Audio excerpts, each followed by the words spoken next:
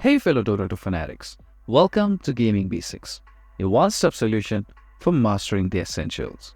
Let's dive in and level up together. In this video, I'm going to show you how to earn mounted tokens for the newly added event called Crownfall in Dota 2.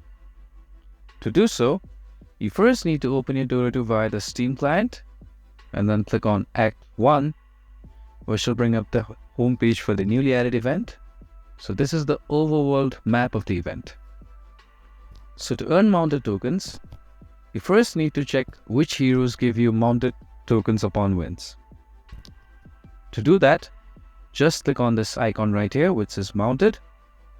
As you can see, these heroes on the right will give you 1 mounted tokens upon wins, and Chaos Knight will give you 2 mounted tokens upon wins.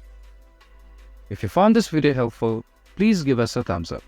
And if you have any questions for us, please feel free to mention us in the comment section down below.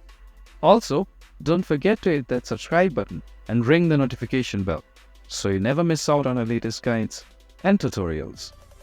This has been your host Ace. Happy gaming!